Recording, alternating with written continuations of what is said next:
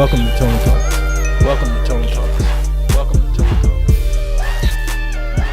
This is Antonio Moore coming to you from Tone Talks, looking to have a discussion about Pan-Africanism, Africa, Black Americans, and the realities of how we have fantastically made a Wakanda and a Zamunda out of Africa that many of us, almost all of us, will never visit. Africa is a continent, it's not a country. I know a lot of people get confused because of the way the map is set up, and the map looks like America. It is a continent, a vast continent. A continent so big that they have to shrink it to fit it on the globe. Also, nearly no Americans go there. We'll get into that in a second. So you guys have basically created an identity that allows you to get lost in fantasy so you don't have to face the reality of politics and your erasure in America. And now you got pretty much people that look like you but don't come from your lineage saying that they have more claim here, or that you come from a slave. Why does that matter? All right. I want to get right into the discussion. I want to talk about it today. I don't want to be here too long, but we know that this started with myself, Yvette Carnell, kicking off a conversation that was covered across the nation, from New York Times to ABC to CNN, about us being American descendants of slavery. And the reality that if you've been here hundreds of years, you're a new population. And also we've been mixed in for a number of reasons with all kinds of different genetics. So now what's happening is this lostness has led us to create a fantasy out of a place that we'll never visit, that we also were sold. And now, what you see is this overestimation of not only the impact but the breadth of Pan-Africanism in our community. Wearing a dashiki and wearing some kind of tribal stuff on your outfit don't mean that you understand different tribes in Africa. Can we talk about it? I want to have the discussion, but I start off with this tweet. This is why ADOS is vital, meaning American descendant of slavery. This movement around re-anchoring us so that then we can utilize that for our claim, our reparative justice claim, not on the Hague, on America.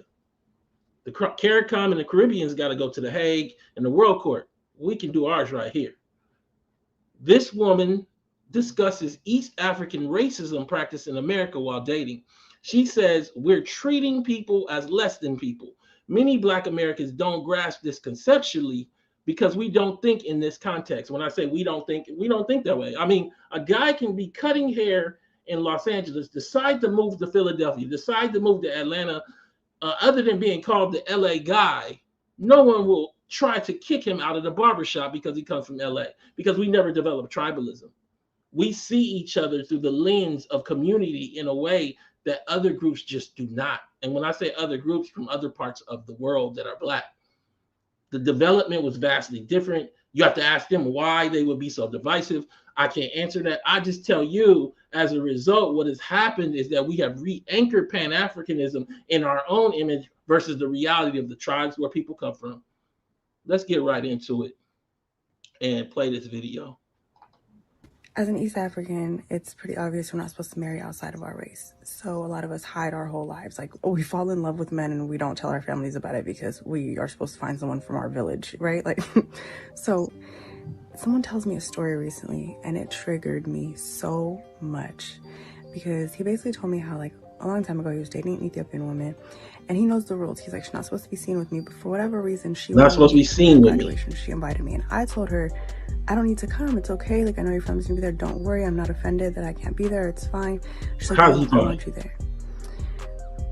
He shows up to graduation. Why does she act like she don't know him? Because her family's there. She gets cold feet. Now, as much as I want to judge, I've done this to somebody She did it myself, because I saw my cousin walk by and I just acted like I didn't know this dude. I was so scared everyone's gonna find out that I let alone, I don't even, is it just that I like a boy? Like, I don't even know, does he have cooties? Like, I don't know why I turned into this weirdo who just like walked away and acted like I didn't know who he was. It was the weirdest thing. And it's because we're taught, like, oh, it's for survival. We don't want our families to find out, or we don't want people to talk about our families, or whatever the case. But I don't think we know how detrimental what we're doing is. We're treating people as less than people. Less than people. What? Under what circumstances are you not supposed to be seen with someone? Like, you don't even do that to animals. I can't Animal. be seen with you? A human being? Let alone with Africans and Black Americans, it should be the other way around. The only reason we have any rights here is because Black people fought for the civil rights in this country. And for us to think that, it's just sick. Like, this is nonsense. I'm confused because who influences us? Especially Eritreans, like, we're influenced by Black culture. Whether we want to call hip-hop Black culture, BET, whatever, all this stuff influenced us. That's who we want to be like. So why? I don't get it. Like, I don't know. And this is me. I did this to someone too. So I'm not even trying to judge. I just feel like in Hafid now we have to be embarrassed.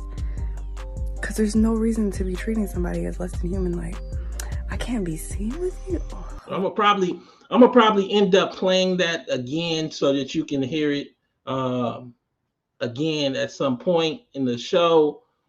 But when we look at this thing, we're looking at this in the context of a nation. Come on, let's talk about it. That has forgotten us. We're looking at this in context of a discussion that myself, that Yvette Carnell has been having for 3 to 4 to 5 years, covering economics, covering politics, covering immigration in a way that Black America just failed itself in covering it. You have a great book by Todd Hamilton. If you're coming into this discussion and you have no idea the anchorings and the basic components of how to have this discussion, you're just talking about xenophobia. We're talking about numbers. So go learn the numbers, then come back and watch the show, because without the numbers, you don't know what I'm talking about. But I'll share some of the tidbits. The tidbits are there are literally nearly no Black immigrants here in America prior to Jim Crow. So after we knocked down the doors of opportunity, because we're so open-armed, we allow other people to come here that did not suffer slavery, that did not suffer Jim Crow, and basically take most of the many of the most elite opportunities you get in the first world advanced America, because we highly communal. We don't see no tribes or anything. But even that, from the if you look at these numbers that it says it on the bottom, you can kind of see it. The dashes are the Caribbeans. The dot solid is the all immigrants, and the dot dots are the Africans. So if you look, their numbers really didn't jump until 1990. How many people in the chat was born after 1990? They're talking about 30 years after Jim Crow, and they come in here now telling us about what it is to be Black in America. I would never go to their country and do that, but they are doing that. The Smithsonian makes clear prior to 1965, this is a tweet I put up some years ago, less than 1% of Black Americans were not ADOS. As of 1980, Black immigrants and their offspring were at a mere 800,000 in the population, all the Black immigrants together. The total population of Black immigrants and their offspring now sits at about 8 million. Understand it's like 40 million ADOS people. And again, we built America, so raw numbers don't even tell the story. And it says it right here. You can go look up the article yourself. Black America was, this is Smithsonian Magazine, Black America was similarly transformed before 1965. Black people of foreign birth residing in the United States were nearly invisible. According to the 1960 census, their percentage of the population was to the right of the decimal. So we have Pan-Africanism creating this concept of the diaspora, but I would make a strong argument that it's more fantasy than reality. I'll explain why in numbers as I go through the show, but I'll also say it in context of what we just heard on that video. And when we look at the reality of we're a distinct and unique and different people. And I don't know how you don't understand. If you are not a unique people, you don't exist. If you're just Black, you don't exist. It is a reverse erasure of you, and you have nothing else to pass down to your children. I'm just talking about it today. So we getting into the discussion. A lot of people don't understand that they have erased us here in this, and really are trying to institute a formalization of it. ADOS is your last stand. American Descendant of Slavery, created by myself and Yvette. Barack Obama, Kenyan and white. Kamala Harris, Jamaican and Indian. The new press secretary is Haitian. The first Black Attorney General, Eric Holder, was Bahamian, I believe. What else is? And many of these countries have less than 100,000 people in the country. Kenyans,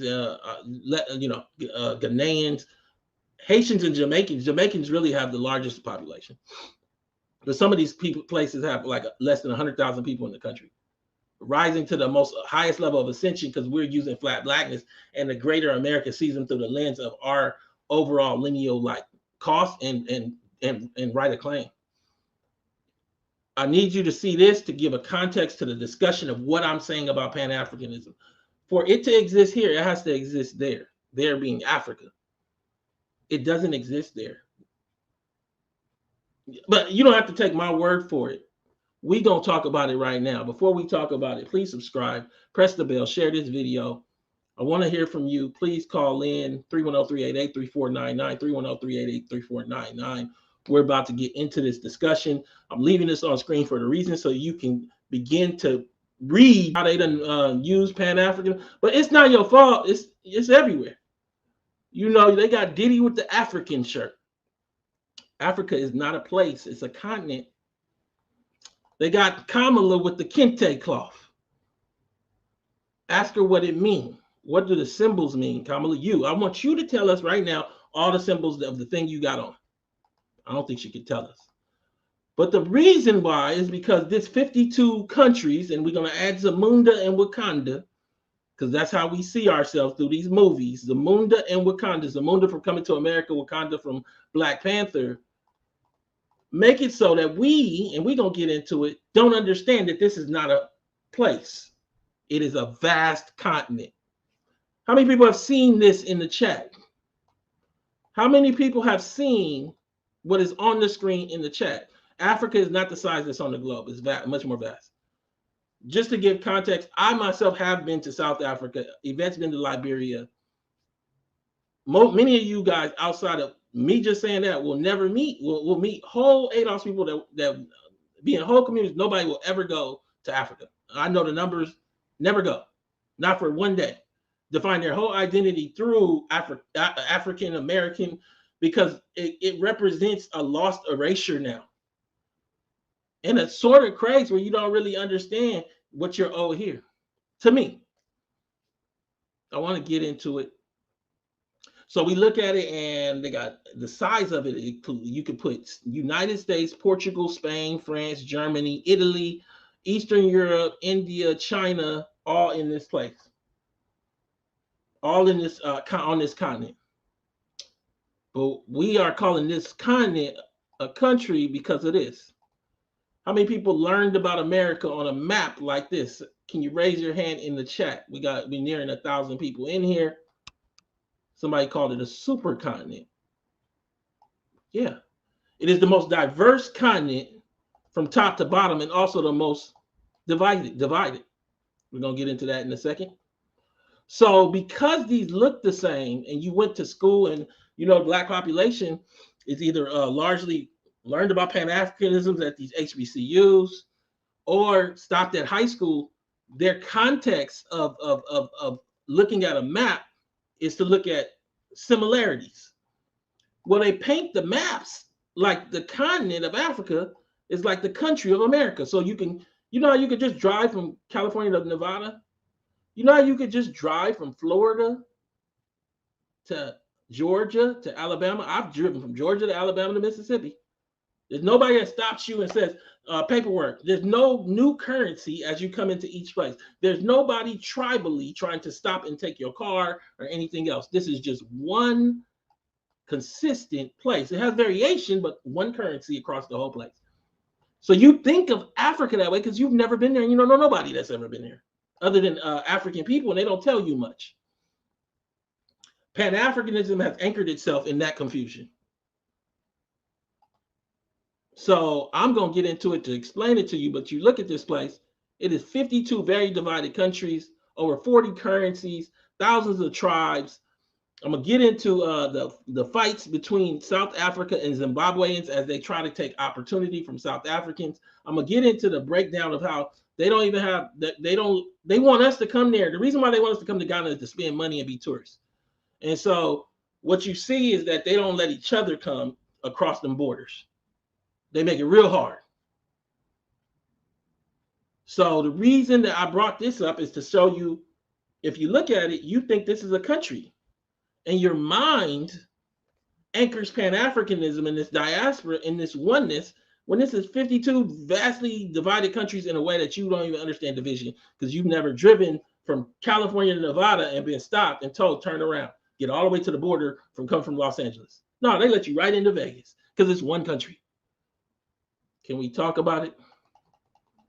I want to talk about it, but I got to give you some more context. Can I give some more context? But they've been selling this to us. Fortress, Black in America, closed to Africans. This is written by a woman of Kenyan origin. At least she was born in Kenya. In Kenya, racism was a concept that existed only in books and never in conversation. Tribalism is what we live with daily. Tribalism. Our identity was and still is ingrained in ethnicity, not in skin color. It explains why most Africans experience being called Black or African, for the first time when they come to America. Neither Black nor African are conscious identity markers for Africans in Africa. How can Pan-Africanism exist if this is their world? Well, they just tell it to you here to create confusion. But I'll explain it in numbers in a second. I've already given you some. Can we talk about it? Let me read that one more time so everybody's clear. This is a woman, I believe, born in Kenya, wrote this article. It isn't even pro-ADOS, but this section is the most important section to understand how crazed you have been in anchoring yourself in this Pan-Africanism for 30 and 40 years oftentimes. In Kenya, racism was a concept that existed only in books and never in conversation. They don't even deal with racism. They deal with tribalism. Tribalism is what we live with daily. We don't even have tribes. So you are bringing people in with a whole different thing going on with their lives than you, and then basically trying to draw connections on the basis that y'all both brown, putting aside from the fact that some of these people's families sold you into slavery on the basis of being Pan-Africanism. On the basis of Pan-Africanism. Our identity was and still is ingrained in ethnicity, not in skin color. It explains why most Africans experience being called Black or African for the first time when they come to America. Neither Black nor African are conscious identity markers for Africans in Africa. One is Tata, Igbo, Shona, etc. So any jokes or references to racism in the Black American sitcoms flew right over our heads. The tiny population of Kenyan whites left over from a colonial past are mainly cocooned in their own enclaves. And any effects of post-colonial white supremacy remain very different in an African country where Black people run their own political affairs. So are we creating fantasy? Because we lived in a white dominant society, population-wise. We lived as slaves, sold here from the West African banks, Benin, Nigeria now, Ghana. And we done created a oneness that allows people that sold us to come here and get the most elite opportunities. And it makes no sense. I'm going to take the first caller. Caller, what's your name? Where are you calling from? Man, what's going on, Mr. Antonio? This is Chris Mosley from Fayetteville, North Carolina. How you doing? This my youngin right here. 22 years old, calls in regularly. Christian, I want to read this one thing. You've been following the show since you were about 17 or 18. So you've read this article, but I want you to come and bind this into your point. My great-grandfather, the Nigerian slave trader. For those people that don't know, this is a Nigerian woman. This is a Nigerian woman that wrote for this is the New Yorker, one of the premier magazines in America. So don't ask what source is this. This is one of the premier magazines in America. For those people that don't know, that have never written, when you write for a magazine like the New Yorker, they're going to send out researchers to make sure everything is accurate. So my great-grandfather, Nuabani, was so esteemed. This is just one section out of this article. Go read the whole thing for yourself. My great-grandfather, Nuabani, was so esteemed that when he died, a leopard was killed and 6 slaves were buried alive with him. My family inherited the chains of his slaves. My father took me to see the row of ugba trees where Nuabani's Ogogo kept his slaves chained up. Give me your take on this whole thing, because I believe that Pan-Africanism has been a mighty game on the ADOS population in America, the Black American population. You're absolutely right. I think that's one of the most dangerous things about this concept is not just because, so look, I'm understanding now just from having watched you and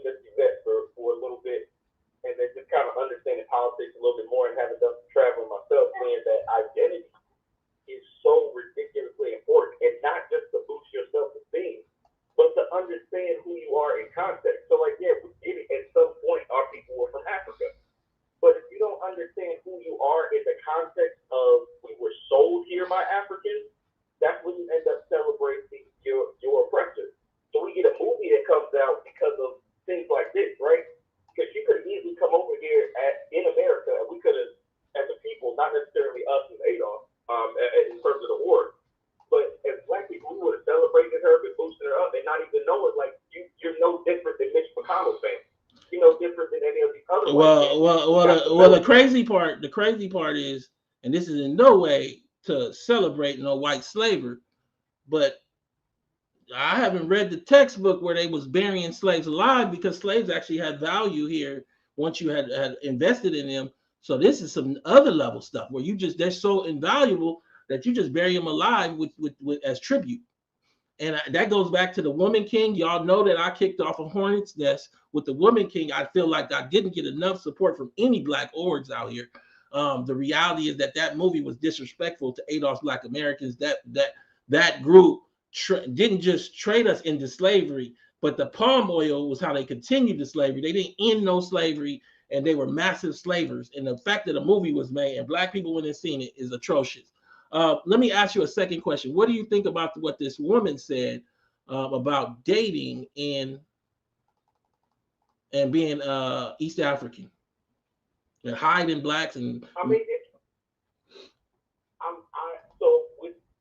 I hate the fact that it happened, but I'm kind of glad that the video was made, because it's like she said the quiet thing out loud, and it's something that we kind of known, but to hear it from her perspective and to even give credence to the fact that she understands how dehumanizing it is. And this is a form of tribalism that's just widely accepted to do over here. And to even see that, and then having experienced those types of interactions to a degree, and understanding, like, especially how Americanized, you're talking about like a second generation immigrant, they'll, go with the Blackness and go with the, we're all African thing for a little bit, but when it really comes down to the rubber hits the road, they understand who they are, which is why they differentiate. They know how to disaggregate when it's time to get that stuff done. The same reason that, someone like an Ilhan Omar won't be looking for flat Blackness all the time. That's why the Somali community thrives the way that it does in Minnesota, because she knows who she is. So we as a people haven't understood that. And so we end up with having these experiences where we're having somebody literally eat off of our plate everything that we've ever fought for, everything that we ever gained in this country, even though it wasn't much because we don't have reparations yet. But with the little bit that we do have, it gets snatched from us because we just decide to literally open ourselves up to anybody that has nappy hair and some melanin. Can I say something? Can I add something to that point, though? Because you said a little bit. What I will say is right now the current vice president comes out of the lineal value of Adolf. Without South Carolina, Kamala Harris is not vice president. She traded South Carolina votes for the vice presidency, in my view. Without Adolf, Barack Obama is just a local senator. Without Adolf, Eric Holder is not attorney general. Without Adolf, the current press secretary is not press secretary. So, there's some value that was given to these people, and that's just what we see. Not to mention all of the elite jobs that have been given just in the last decade that should have went to Adolf's people that have not. And I don't know, y'all got kids. I don't have them. All the best to y'all. I know you're one of those children now, and you're seeing the consequences of having to compete in a market you shouldn't have to compete for because you're Adolf's. Hopefully, Adolf's as a project can take on. Shout out to Yvette Carnell and the Adolf's Foundation for fighting that fight with the OMB, the Office of Managed Budget, to try to get that criteria to say Adolf's, because we need the data, because I believe this group has collapsed. Hey, I'm going to let you go because I want to play that clip one more time. Please stay watching. I always appreciate you. 310-388-3499.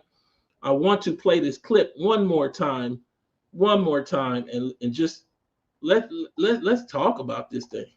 As an East African, it's pretty obvious we're not supposed to marry outside of our race. So a lot of us hide our whole lives. Like, we fall in love with men and we don't tell our families about it because we are supposed to find someone from our village, right? Like, so someone tells me a story recently and it triggered me so much, because he basically told me how, like, a long time ago, he was dating an Ethiopian woman, and he knows the rules. He's like, she's not supposed to be seen with me, but for whatever reason, she wanted me to come to her graduation. She invited me, and I told her, I don't need to come. It's okay. Like, I know your family's gonna be there. Don't worry. I'm not offended that I can't be there. It's fine. She's like, no, I want you there. He shows up. Why does she act like she don't know him?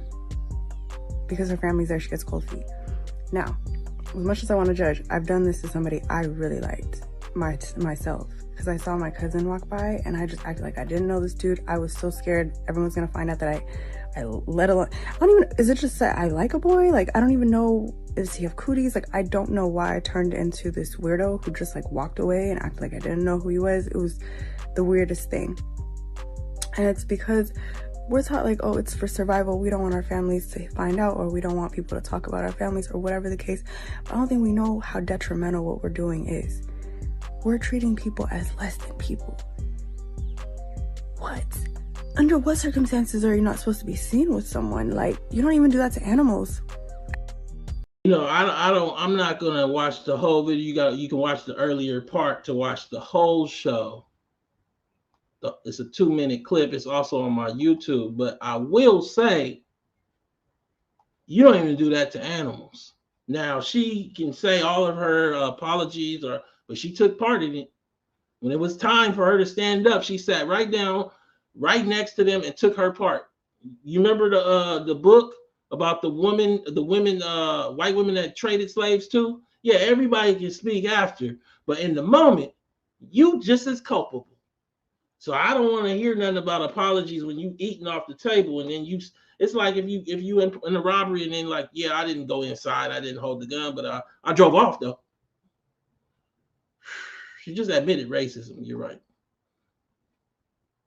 Come on. Can we talk? We've been talking about this for years. I want to get into the context of it. Our lives as ADOS are filled up with so much acceptance that we do not understand that without exclusion, there are no boundaries. We are not flat black. We are American descendants of slavery. Go click joinados.com and give your email and join for the foundation's upcoming drop on it where they get going. We don't grasp blackness as we use it through the lens of it being an American racial construct, meaning blackness, resulting from our specific ADOS oppression. But when you read about how blackness is in Africa, this continent, it explains why most Africans experience being called black or African for the first time when they come to America, written by a Kenyan. 52 countries on this landmass that is so big that they have to shrink it. But I need y'all to understand something else that I've never shared with you. And we're going to go through this for you to understand. There's also another part here that gets lost. Nobody goes to Africa. When I say nobody, I don't mean zero, but infinitesimally small numbers. Not just blacks. Because like that's where you start. Like, I wonder how many ADOS people go to Africa. No Americans really go to Africa in any number. This massive landmass, and let's show it again so that we all clear visually, that has the size of Portugal, Spain, France, Germany, Italy, United States, Eastern Europe, India, China, all could fit in, and Japan could all fit in this landmass. And nearly no one goes there. And we're talking about it as an anchor for our identity. So you will never probably go there, the person watching this show. No country there, all 52. And in addition, nearly no one you know that's black will go there. And nearly no one you know that's white will go there. Why are we talking about this place? This place that sold us into slavery. But let's talk in numbers, and you can tell me in the chat if you've seen this before. Number of visitors to Africa from the U.S. from 2015 to 2019 by month. I just took 2019. This is in the thousands. This is not the hundreds of thousands. This is not the millions. The average is about 40,000 a month. All Americans. You know how low that is? I don't know why the continent doesn't attract enough people for us to have this kind of conversation about the continent. This is all the people, it's 300 and something million, 380 million, whatever Americans. There's 46, 48 million with an M, Black Americans, including the Black immigrants. And only 40,000 a month went to Africa in 2019. And it's probably lower after COVID. 310-388-3499. Let me bring somebody in to hear this and get their immediate opinion. Caller, what's your name? Where you calling from? Hey, what's up, Tom? This is Raymond from Maryland. How you doing tonight, man? Hey man, this is an important section, so I want to go back and get your opinion, see what you say. So Africa, 52 countries, massive landmass. We're talking about 3 times the size of Europe. To be specific, I want to read something to you. Africa is 2.97 times as big as Europe. It covers 6% of the Earth's total surface and 20% of its land area. But in Europe, listen to this. In 2016, tourists from the US carried out 104 million trips worldwide, including 27 million trips to Europe. Now, when I come back, we have anchored in a discussion around Africa that don't nobody go to. So we looking at this place and only 40,000 people are going a month. So like, is this just a discussion of fantasy? That's what it sounds like. So what this means, let me make clear to everybody. Many of you will never go to any part of this massive landmass, but your whole identity is out of this landmass and calling it motherland and homeland. In addition, you might not know any other Black person that will ever go there.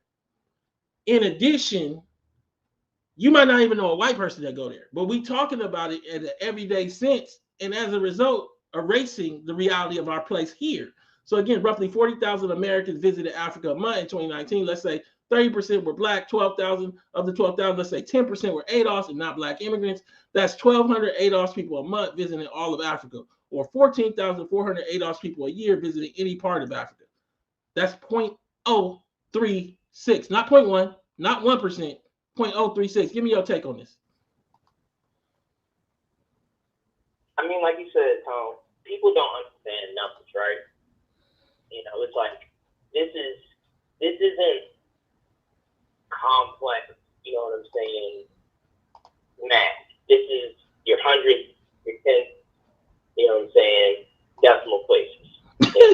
People don't understand that it's a small number.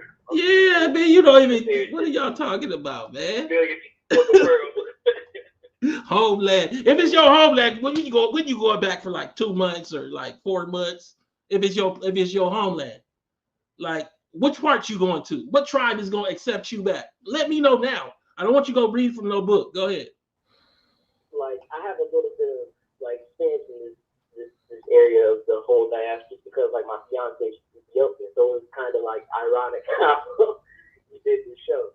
But come on, like there are places we don't even understand or have heard of, like whole cultures that we didn't even think existed that are in Africa because it's so bad.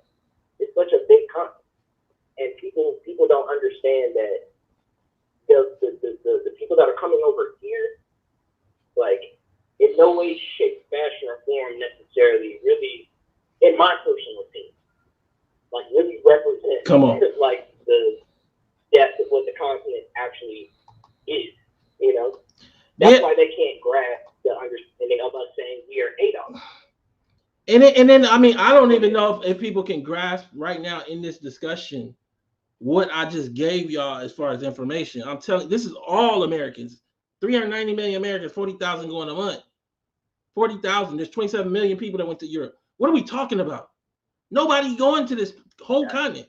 Then we come down and we look at ADOS people. We're looking at 15,000 people a year. There's 40 million ADOS people. And you've named yourself after a place where only 15,000 y'all will even go this year.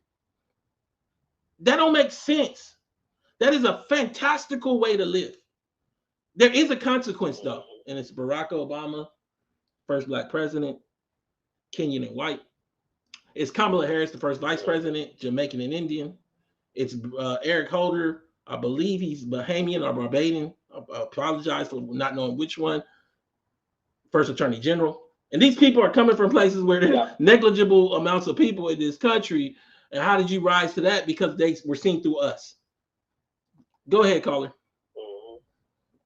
Yeah, I was just going to add, like, you got Westmore, you know what I'm saying? Like, people don't understand that in real time, we are really, like, getting replaced. And it's because we don't have wealth. It's because we don't have enough wealth to say, this is who I am in this country. This is what I did. because at every point in time, like you and Yvette know this, like the foundation, you know what I'm saying, has been putting together all these great, you know what I'm saying, agenda items along with the reparations that, like, it shows us that we have been locked out and we have been bottom cast. And people have to understand that everybody else around the world knows that. So when they come here, you know what I'm saying, like the girl said, you know, and I've experienced this person, not necessarily like from my fiance, but because my parents put me in multicultural and ethnic schools, like, these kids, people will go and pretend to be your friends just so they can get a little bit more American to benefit them and their own. And again, in November 2019 alone, 58,000 Americans traveled to Africa. That's like nobody went there. You know? Let me read something else to you before you leave. Exactly. Let me read something else for you. So we know it's 3 times as big as Europe. We know 27 million trips to Europe came out of America in 2016. Well, I'm going to give some other numbers. Again, we talking about all Americans, 58,000 went in November 2019 to all of Africa. And we talking about this as a regular anchoring for our identity. But when we look, the Atlanta Convention and Visitors Bureau now says that more than 42 million people visit Atlanta, the city, each year. All right, let me use another example. How big is UCLA? An estimated 500,000 people visited UCLA. So just about for all Americans, follow me. So just about the number of people that visit UCLA in a given year in America visited all of Africa. And we talk about this like it's normal and allowing people to talk about Pan-Africanism. It makes no sense when you, how many people, tourists visit Iowa each year? 16 million. You don't even talk about a place until it gets a million people, and it really should be a million people that look like you. But hey, man, when you believe in Zamunda and Wakanda, you believe in anything. Caller, I'm gonna let you go. Thank you so much. We having a discussion today in a way that nobody else is having it. True size of Africa. Look at all these United States, India, China, Japan, Europe, all these countries fitting there. Why is it so hard to visit other African countries? So we're talking about Pan-Africanism. We're talking about Pan-Africanism. I want everybody to understand what that number means. It means 2 things. The first thing it means is they don't have enough of us going there. That's why they want us to go there for the Ghana thing, to get some money out of us. Just to me. They want us to come there as tourists to spend some money because they don't have enough of that American dollars coming in there. And it means the second thing. They're not developed, most likely, for us to even go there. And you have to ask yourself, how are you defining yourself by a place where maybe 15, 20, 25,000 ADOS people might visit a year? Why are we, what are we even talking about? I know you've never thought of it this way, but hopefully you think of it that way after today. BBC, why is it so hard for Africans to visit other African countries? African nations, and understand, so this is the other thing. For Pan-Africanism to exist, it has to exist in Africa. The lady already said they don't see themselves as African. Who is the lady? We're talking about this lady here, because I want to be specific. I don't want to mess this thing up. We're talking about her. She wrote this article, Kenyan Fortress, Black in America. She again says, explains why most Africans experience being called Black or African for the first time when they come to America. So personally, they don't see it that way. Now we move to the land itself. Is it one place? And do they treat them? Because if it isn't a Pan-Africanism there, and the people aren't Pan-Africanists, why would we practice it after one being sold here hundreds of years ago here, and just to give them the jobs that should be come to us, like president, vice president, press secretary? Come on. African nations were supposed to scrap visa requirements for all African citizens by 2018. It was a key part of the African Union vision and roadmap for the next 50 years that was adopted by all members in 2013. But to date, the Seychelles is the only nation, this one small nation, where free visa-free travel is open to all Africans, as well as citizens of every nation, as it always has been. A recent AU report found that Africans can travel without a visa to just 22% of other African countries, which means they don't practice no diaspora or no Pan-Africanism. It's a sensitive topic, provoking what? Xenophobic attitudes in some of Africa's wealthier nations, despite policymakers from Cape to Cairo insisting that the free movement of people is key to economic transformation. Xenophobic places is the ones that have the high visa requirements. South Africa, Nigeria, and then you see Ghana on this list. Do Africans need visa standards? South Africa appears to be the most visible representative of the continent's visa double standard, remaining largely closed to other Africans, but more welcoming to the wider world. Remaining largely closed to other Africans, but more welcoming to the wider world. Citizens of only 15 African nations can travel to South Africa without a visa, yet holders of 28 different European passports can enter the country freely. I entered the country freely from America with no visa, just a passport. The country's Department of Home Affairs spokesman, Thabo Makola, defends its policies an unfair assertion. Visa waiver agreements are premised on reciprocity, and we are finalizing such a number of African countries, he told the BBC. Just how that reciprocity is applied is unclear. Kenya, for example, gives South African citizens a visa on arrival for free, but Kenyans must apply for a visa, then pay a service fee and wait at least 5 working days before traveling to South Africa. Xenophobia in South Africa mimics apartheid-era violence. The migrants hail from Zimbabwe. We showed the map earlier. Nigeria, Somalia, Mozambique, and Congo, among others, and the perpetrators of violence are Black South Africans. South Africa, migrants living in constant fear after deadly attacks. South African President Cyril Ramaphosa has acknowledged that violence between migrants, especially Zimbabwean nationals, by anti-migrants. Can we talk about it? Caller, what's your name? Where are you calling from? Hey, what's going on? Calling this for $1,000. So give me your take on this thing. They telling us that we got to accept everybody, but they don't accept nobody. And then they tell us that we xenophobic for practicing the main elements of what peoplehood practice in any country. Give me your take on it. That's an interesting perspective when you show that, people want to go back to Africa purely on aesthetic, but they don't realize that you're in one African country and you can't even travel to the next country over. You can't even travel to the next state within the country because of all the. You can, and I can with that American passport, though. They can't. Like an American, but I dated a Nigerian woman before. They ordered, for example, our doctors. I've heard of these people, but she told me that even when she went back home and they wanted to drive around, that they had to ride around in the car with their cousin as a police officer just to get through all the bribes and the checkpoints.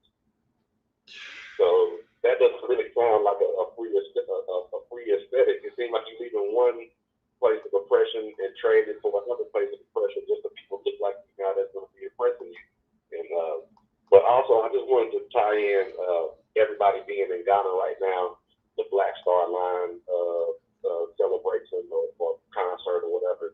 And then I've realized now that a lot of our Black celebrities that have the pro-Black aesthetic, they're still carrying on the RBG from Garvey, go back to Africa and just in the modern setting with hip hop and rap and decadent veil.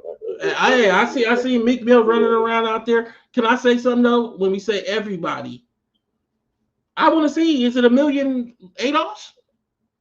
Because I don't think so. I think it's like 1,000 people, and they just taking pictures. So it's infinitesimal. Like it shouldn't even be part of news. It's so small. Go ahead.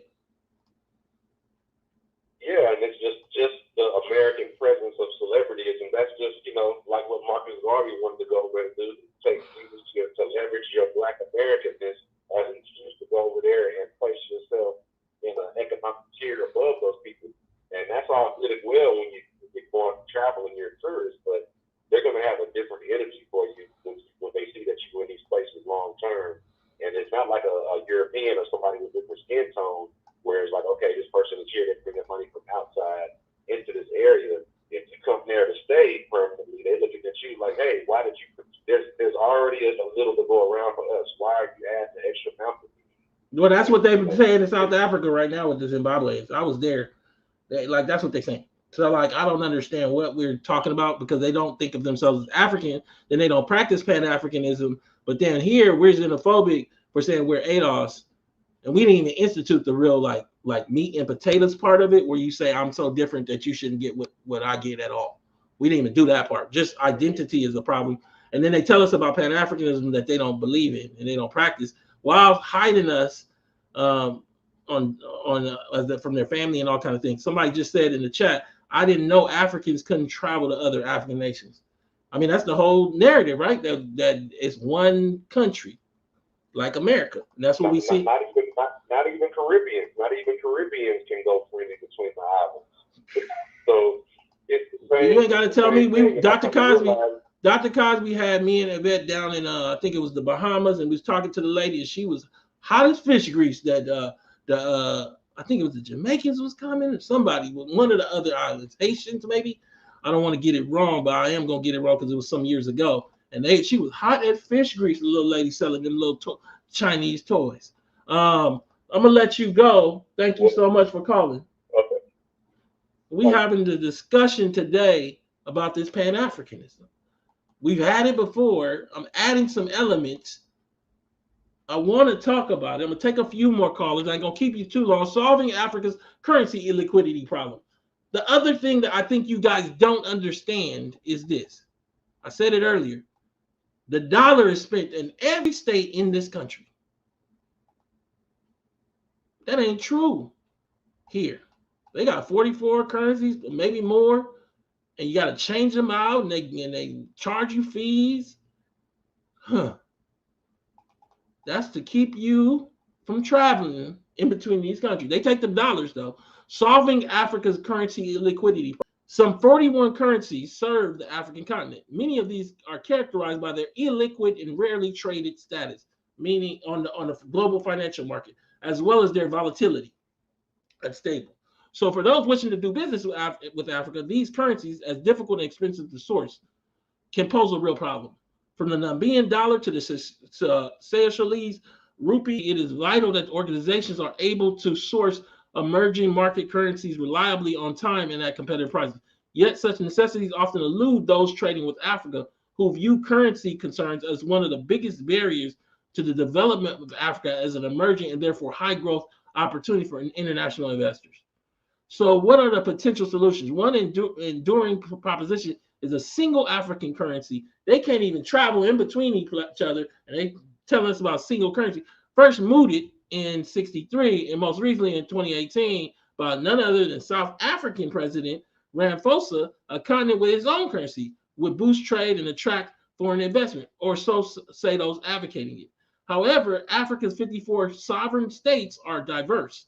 A monetary union would require converging differing economic aims, meaning a real Pan-Africanism, a real diaspora, with regard to inflation and interest rates. Not only would Africa struggle to achieve this in the current economic climate, but it would also likely create a myriad of new unpredictable problems. I need y'all to see that they done sold us on fantasy. Caller, what's your name? Where you calling from?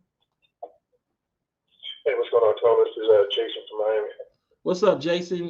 Give me your take on this. You know, it's my first time calling. I've listened to you for a couple of years, I think, around the pandemic time. The reason I'm calling in is I think I can provide some context. Being half Nigerian, half ADOS, and living in Miami, which is like 80% of the Black people are non-ADOS, the Caribbean. So I have a unique perspective on what's going on here. It's sad, but I think starting off, I think the confusion started post civil rights. I don't think that ADOS America, seeing the increased immigrant population coming in.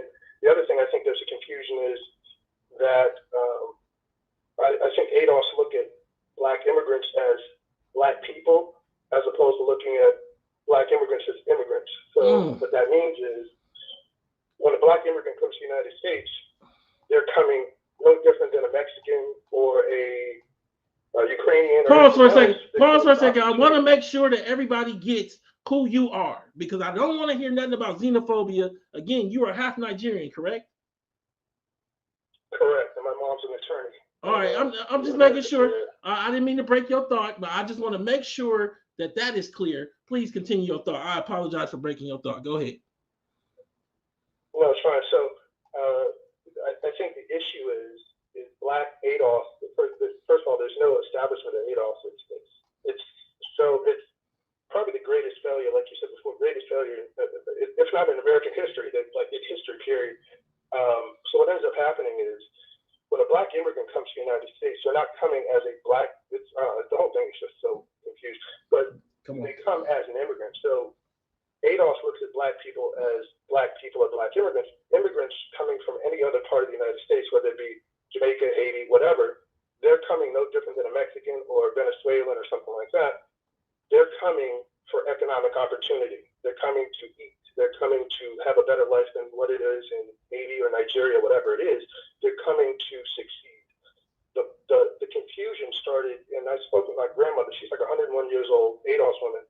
And I tried to tell her even the situation where, Grandma, did you understand that the first Black president was non-ADOS and the first vice president? She was completely shell-shocked. And this is a Boulay woman with 2 master's degrees, and started the Delta sorority in her chapter in Detroit. So she was completely shell-shocked. The fact that the whole thing is so knotted up at this point, where ADOS Black America, because white people have said this is not your country for so long, you don't feel like you have a home here. And then what ends up happening is because you haven't established ADOS after the post-civil rights within the last 60 years, what's happened is the increased amount of immigrant population coming in has basically just woven itself in where everybody's just Black. So because there's no concept, because America does like race-based policies as far as Black, white, Asian, you have no concept of ADOS. And then what's ended up happening now is 1 in 4 Black children now are being born with at least one non-ADOS grandparent. So it's been so knotted up now. It's like you got, like down here in Miami, you have Haitian people as a representative of Black America or ADOS America, because there's no ADOS. So it's just like there is no concept of ADOS in it, like anywhere. So it's like I am Black, which equates to I am ADOS. But also equates to that y'all don't exist. It also equates to the race all the same, and just say that you want to erase us. Any last thing you want to say to the audience? Well, the other thing I want to say is this, and it's so good to hear from an intellectual, conversation or perspective from you, as well as Carnell. The one thing I will say is that in order for, I think the problem, and ADOS to me is like common sense. It's just common sense. The issue though is it should be common sense at this point. The 2 things I will end off with is I think that what's ended up happening is in order for ADOS to truly take off, the poorer ADOS America has to see themselves as ADOS, and they're just politically not like even focused on their own erasure or our erasure. And the reason why I'm so invested in it is because the only thing that we have left is the fact of having a claim in America. And within the next 15 to 20 years, if everything is so mixed up, you can then no longer claim. Like if you look at the CDC, Sheila Jackson Lee's Jamaican, and all these other people. So no one else fights for. Yeah, I think what happened was that me and Yvette came too early. This was, this was supposed to happen in another 30 or 40 years, and it would be too late. And so when we came too early, it still could be done, and it created a massive problem because this was never supposed to take off. It's weird because like you have people that were watching my show and Yvette's show and understand that you can go back on Wikipedia and there's stuff that I had put under incarceration. You can go back to inequality.org. You followed me, and that's how you got here to this space. I didn't follow you because I didn't know who you were. And so when you came to the conference or whatever else, that's when you learned the stuff you talking about now, and you're saying it first person. Is that a craze that's going on? I don't know amongst ADOS. But all I know is that ADOS has to become part of that OMB for the rest of this group to survive. And I don't have no monetary thing tied in for that, but the rest of the terms don't make no sense. Caller, thank you so much. You let people take this from your kids if you want to, and not get ADOS anchored and let it be called something else. Wish y'all the best. I'm telling you that real to real. So we look at USA Today. Yes, kente cloths were historically worn. You remember when they worn by empire involved in West African slave trade, Ghana. We see these CBC members and Nancy Pelosi kneeling, I believe in Ghana with kente cloth on. In the days since social media users have pointed out the cloth's historical ties to slave trade in order to criticize the legislators' garment choice, yesterday the Democrats wore kente scarves and knelt down for their photo op. So check this out. Kente cloth was worn by the Ashanti. It's made of silk, so the affluent wore it. I'm going to show you in a second. It's more than that. It also is a representation of colonialism because it was made with the silk that came over on the ships. That you also took the slaves. It was traded for the slaves. Come on. The Ashanti were known as slave traders, slave owners, and traders. Dave Brandon posted on Facebook June 9th, this a few years ago. This makes me wonder why they chose to wear this particular tribe's garb. A popular legend claims creators of kente cloth presented the cloth to Asante Tutu, the Asante kingdom's first leader. Tutu named the cloth kente, meaning basket, and adopted the fabric as a royal cloth.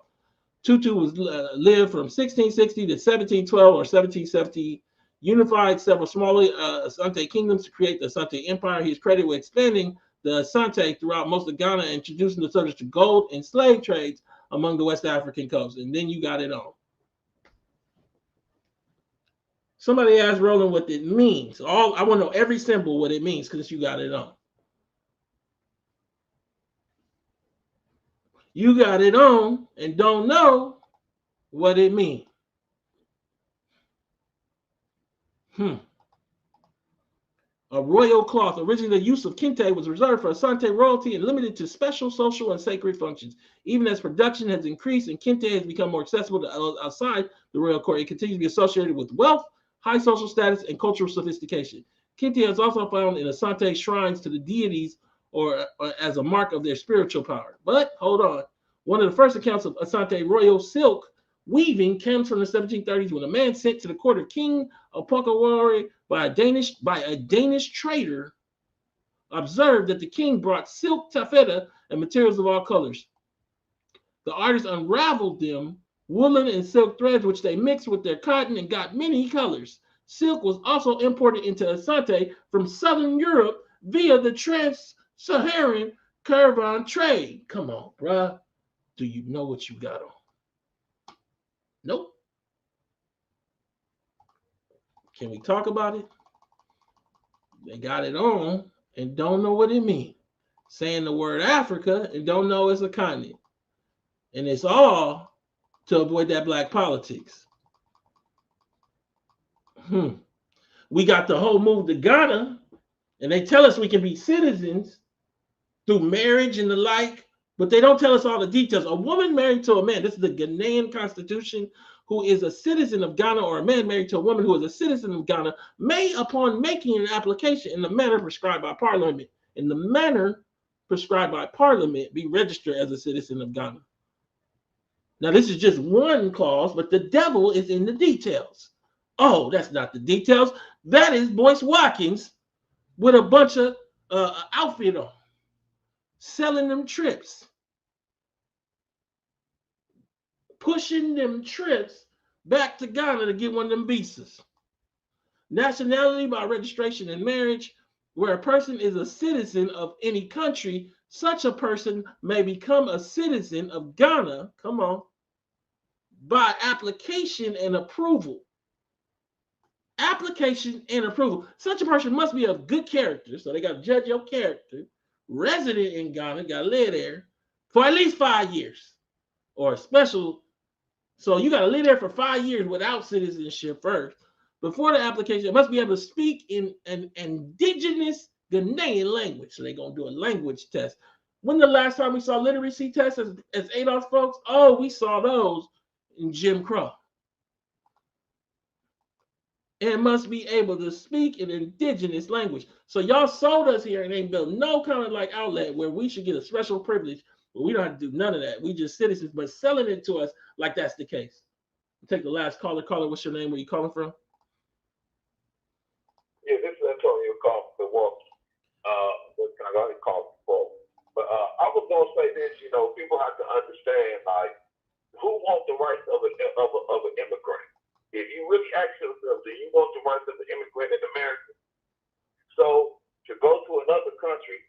Go to Africa. You're going to have the rights of an immigrant. You're going to be a second-class citizen anyway. Yeah.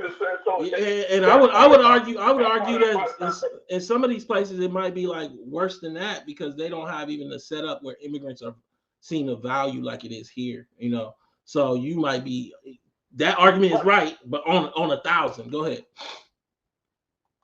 Right, yeah. So you're not gonna have no legal standing. So you're gonna give up legal standing where you at to go somewhere and not have legal standing. And you gotta understand, like you say, they don't have a universal currency. This is why Europe had to create Brexit.